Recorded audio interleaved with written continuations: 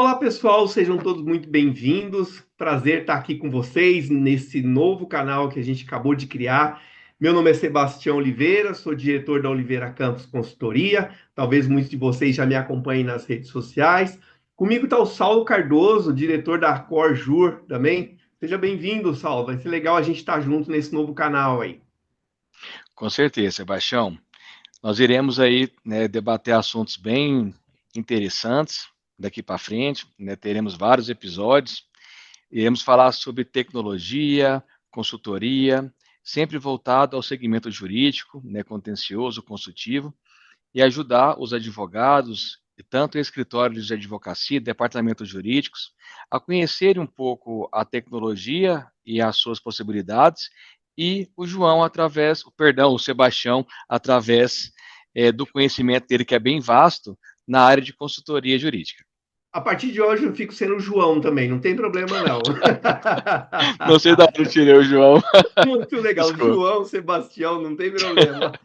Mas é muito legal. A ideia é que a gente tenha um canal bastante formal. Você depois pode participar mandando seus recados também. Aliás, esse canal surgiu de um treinamento que muitos de vocês talvez tenham acompanhado, que eu fiz inclusive com o Saulo há mais ou menos um mês e meio atrás, que era um treinamento voltado especificamente para é, inteligência artificial e inteligência de negócios nos escritórios de advocacia. Esse treinamento foi muito bacana, depois vale a pena você dar uma olhadinha no site lá da Corjur, no site da Oliveira Campos, nas nossas mídias, você vai encontrar ele lá. Mas desse primeiro treinamento, surgiram muitas pessoas com dúvidas sobre que tecnologia implantar, quais são os métodos de gestão mais modernos e por aí vai. Foi aí que eu e o Saulo resolvemos criar um nosso podcast exatamente para falar sobre isso. O Conversa Aí, Gestão e Tecnologia na Advocacia, vai ser exatamente para isso que o Saulo estava falando.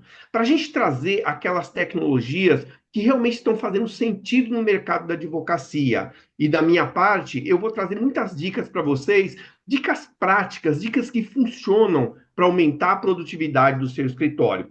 Vale então a pena você acompanhar aí, conversa aí, gestão e tecnologia na advocacia.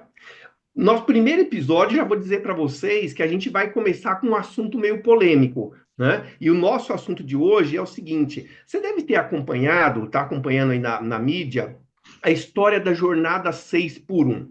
Em resumo, isso faz parte de um movimento maior em que as pessoas querem reduzir a jornada máxima de trabalho para ter mais tempo para a sua vida pessoal, para cuidar dos seus filhos, da sua família e por aí vai. Eu devo dizer que eu também quero e acho a ideia muito boa, porque a gente trabalha muito. Agora, a questão do ponto de vista do seu escritório é como é que você vai fazer para entregar o mesmo trabalho ou até mais no mesmo tempo? Como é que você vai fazer mais prazos no mesmo tempo? Como é que você vai fazer mais pareceres no mesmo tempo? Como é que você vai atender mais clientes ou os mesmos clientes no mesmo tempo de trabalho ou num tempo menor de trabalho? Essa é a grande questão. Aí eu digo para vocês assim, ó, não adianta a gente pensar que simplesmente as pessoas trabalhando menos, elas vão estar mais engajadas e vão produzir mais, embora isso seja verdadeiro.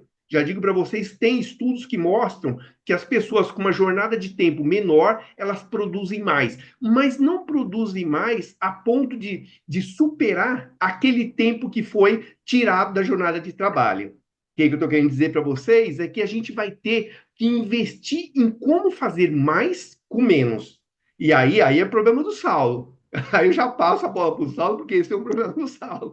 Eu estou brincando com vocês, porque, na verdade, a tecnologia passa a ser um grande aliado em como é que eu melhoro os fluxos de trabalho, como é que eu melhoro o procedimento, como é que eu melhoro o andamento do trabalho dentro do escritório para que você ganhe tempo, para que seu advogado, seu escritório ganhe tempo e consiga produzir mais com menos. Eu queria então passar a bola para o Saulo, justamente para falar um pouco sobre quais são essas tecnologias que vocês têm implantado, têm desenvolvido, Saulo, com vistas exatamente a melhorar a produtividade, melhorar os fluxos de trabalho. Tá contigo porque ele tem uma experiência muito bacana com relação a esse assunto. Vamos lá, Saulo. Muito obrigado, Sebastião. Olha só, antes de iniciar, eu e o Sebastião, nós dividimos esse tema, serão né, dois podcasts, né, porque nós queremos falar pouco e ser objetivos e sermos claros, né? Então nós vamos dividir isso em dois episódios, né, que seriam ali, né, sempre voltado ao mesmo tema, que é a redução da jornada de trabalho. Então, o nosso primeiro tópico é automação dos processos jurídicos e uso de robôs.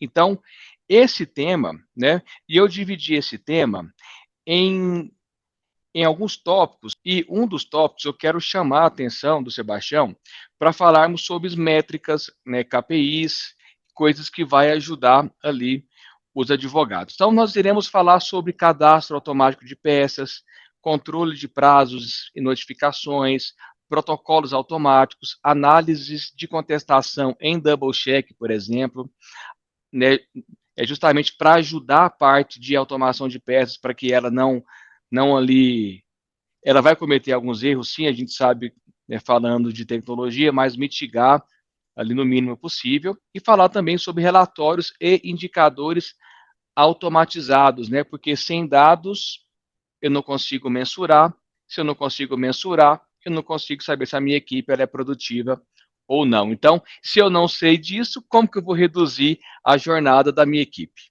Então, E é aí um é ponto legal, né, importante. Saulo, só fazendo, te ajudando e fazendo uma parte, os escritórios têm muito poucos dados, né? E quando tem os dados, aí não sabe direito o que fazer com eles, né? Mas estou te interrompendo só para dizer porque chama muita atenção isso que você está falando. Vai lá. Sebastião, eu até prefiro que você me interrompa, porque a gente pode criar raciocínios, né, vindos de outros, e ali a gente poder formatar algo melhor na cabeça dos nossos ouvintes. O que eu imagino, né, inicialmente? A gente ouve bastante que os escritórios ali têm os seus processos definidos, né, muitas vezes esses processos são definidos na cabeça das pessoas, e ali tem um pouco de ausência de organização ou ao mesmo tempo não tem organização, que a gente acaba pegando escritórios que são ausentes dela por conta que cresceu rápido demais, ou que a equipe não conseguiu atender às necessidades e hoje é tudo a toque de caixa. Então, é um ponto que eu entendo que é uma oportunidade, né, da gente, né, como consultor de TI e consultor de negócio, que é o caso do Sebastião, ajudar esses escritórios. Então, atualmente, a gente costuma aí ter um ponto importante, que é o controle de prazos e notificações, né?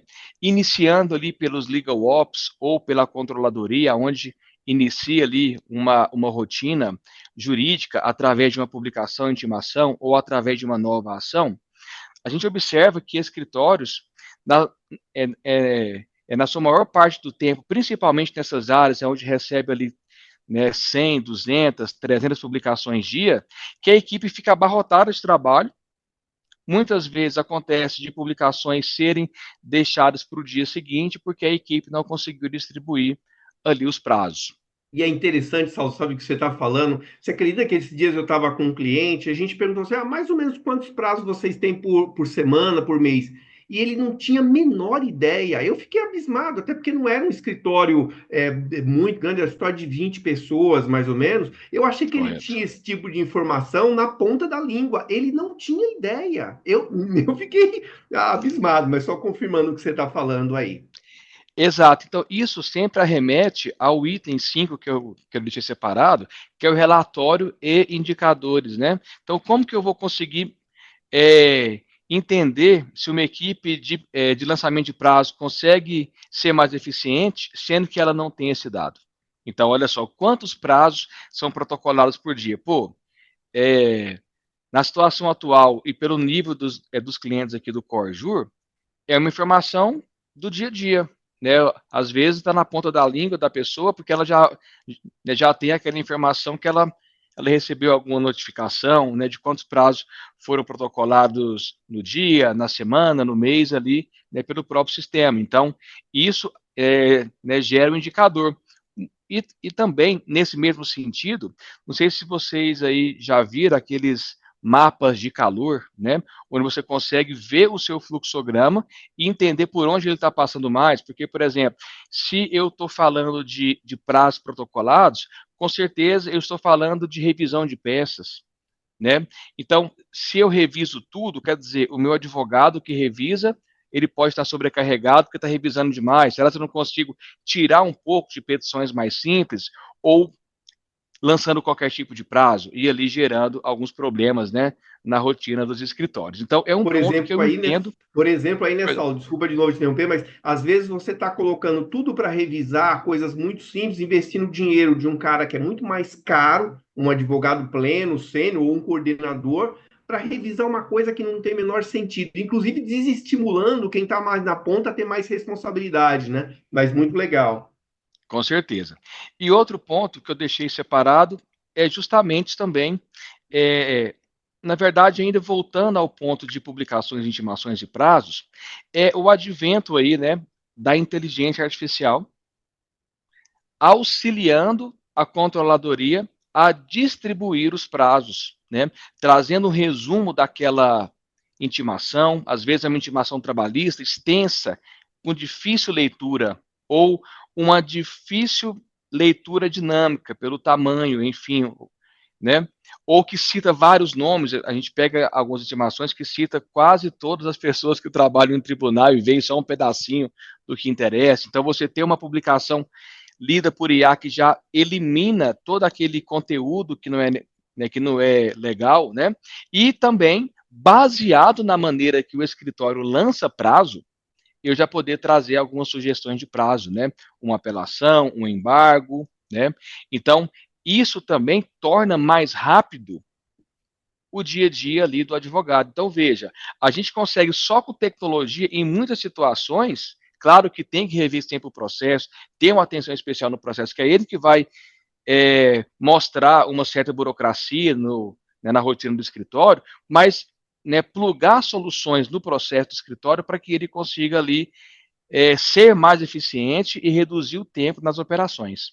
O que você está falando, no fundo, é como é que tira tarefas que são burocráticas, que normalmente o ser humano não é o melhor para fazer, inclusive, e deixa o advogado fazendo um trabalho cada vez mais inteligente, né? Mais um trabalho de advogado de fato. Acho que é um pouco isso que você está falando, né?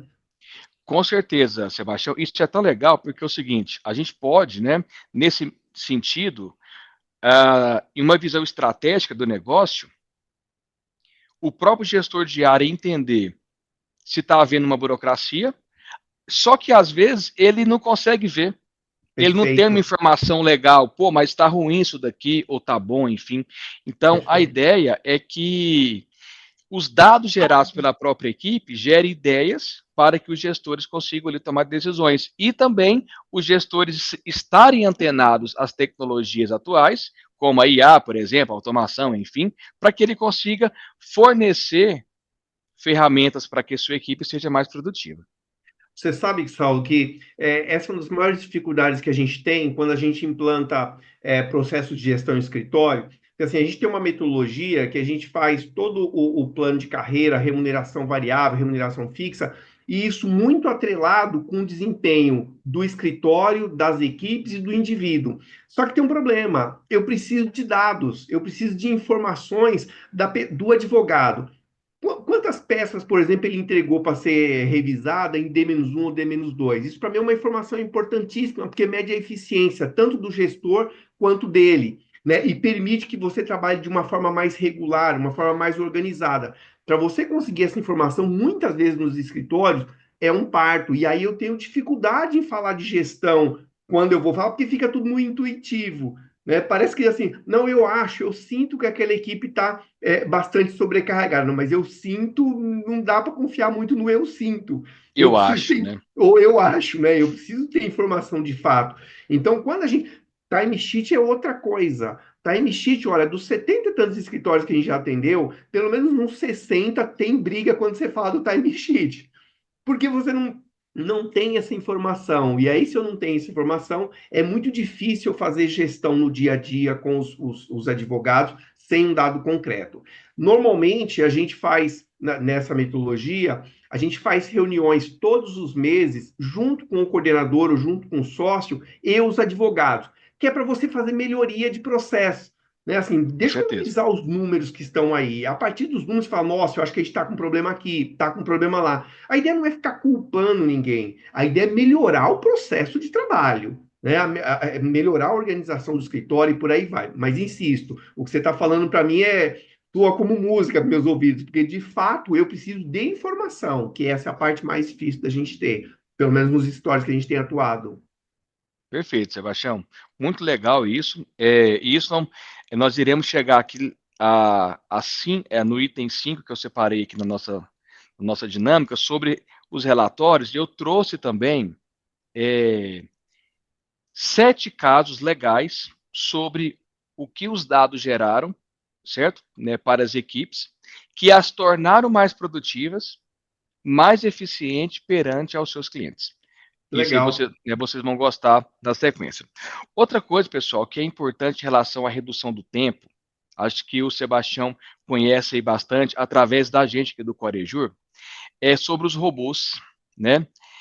É, desde a nossa época, não sei se todos aqui né, que vão ter essa oportunidade de ver, tinha um desenho dos Jacksons, né? Se não me Os engano, Jetsons eram ótimos. que se fosse depender desse desenho, agora todos os carros do mundo estariam voando. Mas eu acho que a gente não chegou. Mas ficou na nossa cabeça ali que os robôs iriam substituir o trabalho humano.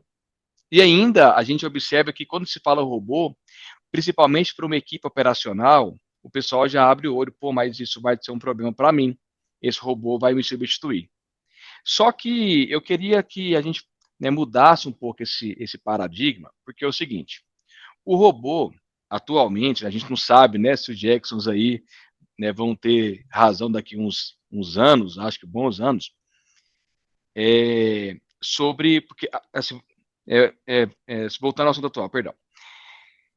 Os robôs, eles executam trabalhos repetitivos, né? Eles ainda não têm uma decisão própria, né? Principalmente, né, os robôs que ajudam os advogados aqui do Corejur, de tomar uma decisão pelo advogado. Então, por exemplo, o robô tem que inserir um dado. Ele vai pegar determinados dados e vai repetir aquela ação 100 vezes. Se na ação 65 o botão sumiu da tela, o robô para de funcionar. Então, ele é um sistema burro. Então, não é um robô inteligente. Então, só que a utilização de robô hoje nos escritórios de advocacia, principalmente escritórios que têm mais de 1.000 processos, eu acho que é uma ferramenta extremamente importante. Por quê? Para o dia a dia daquele escritório que atende pessoa física ali, mais polo ativo, né?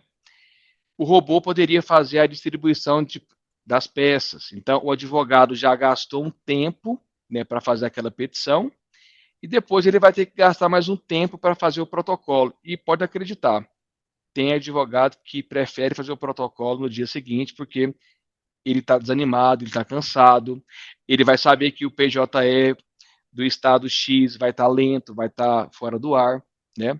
Então, quando a gente começa a colocar o robô para trabalhar o trabalho repetitivo administrativo, sobra mais energia para fazer a peça, que é o que Perfeito, interessa, né? A gente costuma perfeito. dizer que a petição inicial é uma das principais petições, né, do processo ali. É ali que o advogado vai explicar o que ele quer. Eu não sou E o advogado, mas eu escuto bastante sobre isso. Então, isso é um ponto importante. Mas olha só, aí aquele outro advogado que vai fazer a contestação, ele precisa fazer a contestação, juntar a procuração, juntar atos constitutivos e outras coisas, né, para ele ser o patrono do processo. Ele vai levar um tempo assinando aquela parafernália de documentos, perdão a pronúncia, mas isso os robôs eles vêm para auxiliar, para e o executar no robô lugar da pessoa. E o robô não reclama, não cansa, não fica chateado, não pede férias, não tem, Sim, né? o único problema do robô é que às vezes ele para de funcionar porque é um software. É a única questão que isso acontece.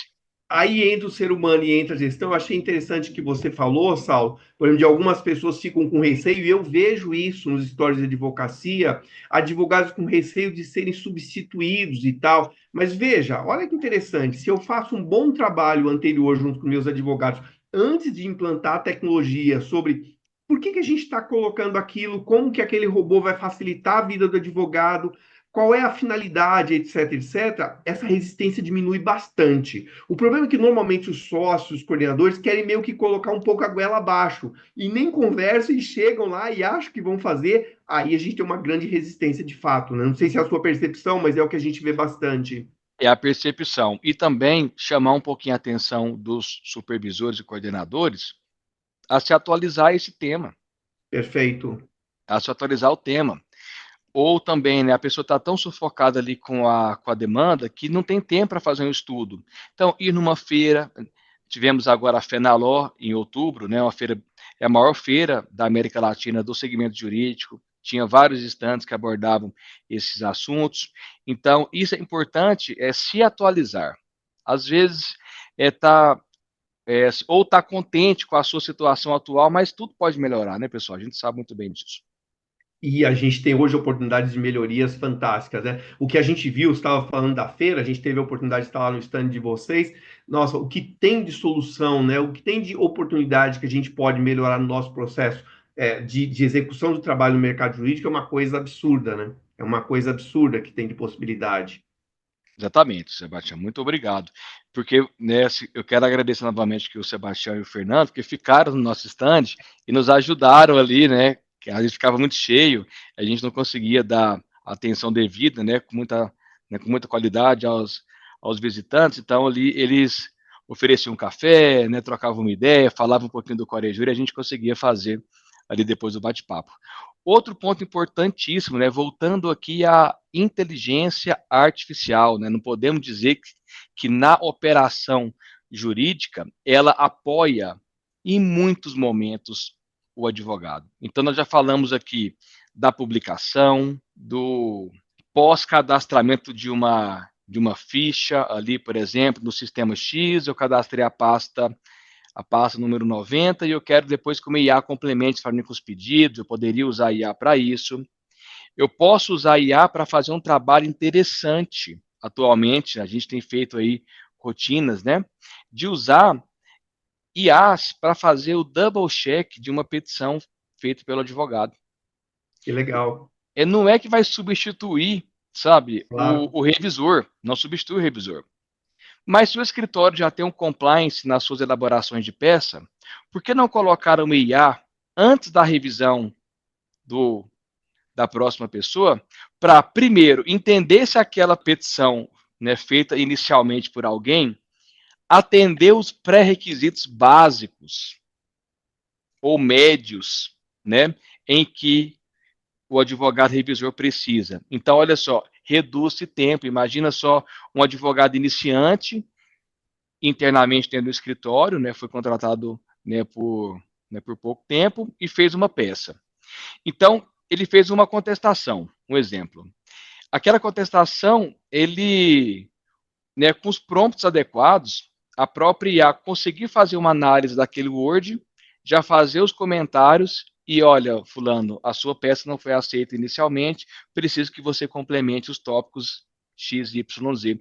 A pessoa a própria IA vai ensinando a pessoa e depois encaminha Excelente. isso para o revisor. Pessoal, isso a gente tem feito porque aqui no Core nós temos IAs, nós temos aqui o Core GPT, que ele, através dos modelos do escritório, ele monta defesas bancárias, aviação, consumidor no geral. Nós temos aqui essa solução, inclusive nós apresentamos junto com o cliente na Fenaló. E agora nós podemos usar uma segunda, terceira IA, que não seja a nossa, tipo da OpenAI, do Gemini e outras, para fazer o quê? Ler aquilo e também devolver para o advogado. O que é importante, pessoal? Isso gera produtividade. Porque, veja, olha só, eu gero produtividade e também eu reduzo os erros, né, ali do meu advogado com o uso de IA, ou até mesmo faço com que uma IA ela consiga corrigir a outra. Olha que interessante nesse caso do double check. É bem legal, já chega uma peça muito mais, com uma revisão mais fina para o advogado final, né? Não chega aquela coisa tão básica, né? Muito legal. Agora, com relação, você estava falando, eu não sei se você quer seguir aí, Saulo, mas Sim? você estava falando das métricas e tal. Que outras informações normalmente vocês geram dos sistemas de vocês? Sebastião, esse é o próximo item. E aí eu separei Ótimo, 7 e eu vou te contar o ótimo, primeiro. Vou te contar o ótimo. primeiro. O primeiro item, olha que informação sensacional. É, é um escritório, a gente, né, sempre, né, debate esses temas com vários clientes, até pessoas que nem é cliente, quer trocar uma ideia, né, devido à experiência que a gente foi ganhando com os anos aí de atendimento. Mas olha o primeiro relatório. O que o escritório, olha que legal isso daqui. O que o escritório gera de trabalho não é o percentual que ele gera de trabalho inteiramente dentro da operação, não representa um terço do que ele fatura. Uau! Aquele cliente, olha que interessante, é o cliente que atende bancos, seguradoras, enfim, são vários casos que a gente acaba ajudando, e isso é uma métrica fantástica, Sem aonde eu dúvida, começo a cruzar informações. Eu sem dúvida. demando o meu financeiro, demando a minha controladoria, e ali eu gero essa informação. Muito legal, muito legal. Isso aí lá para o financeiro, para você precificar melhor, para analisar quais áreas estão gerando de fato resultado ou não, é fantástico, né? É fantástico. E ali, clientes, os gestores, eles abrem os olhos e, pô, olha, eu acho que eu estou protocolando coisa demais. Estou dando, e às vezes se protocola muito, mas o resultado jurídico também não é legal. Então, Claro. começar a ser mais estratégicos ali nas suas operações.